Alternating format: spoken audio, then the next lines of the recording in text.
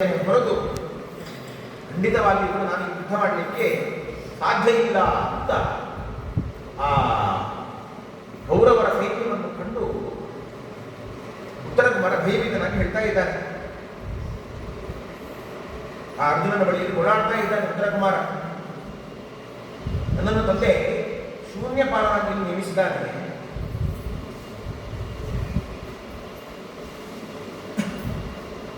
ಅವನು ಕುಶಲನ ಜೊತೆ ಯುದ್ಧ ಮಾಡಲಿಕ್ಕೆ ಹೋದವನು ಇದು ವಾಪಸ್ ಬರಲಿಲ್ಲ.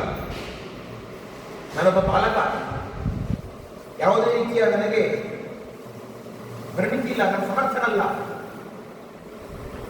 ಹಾಗೆ ನನಗೆ ಯುದ್ಧ ಮಾಡಲಿಕ್ಕೆ ಆಗುವುದಿಲ್ಲ. ಬಹಳೇ ಈ ರಥವನ್ನು ಹಿಂದಕ್ಕೆ ತಿರುಗಿಸಿಬಿಡು, ವಾಪಸ್ ಹೋಗೋಣ ಅಂತ ಹೇಳಿ ಬಹಳನಿಗೆ ಹೇಳ್ತಾ ಇದ್ದಾನೆ.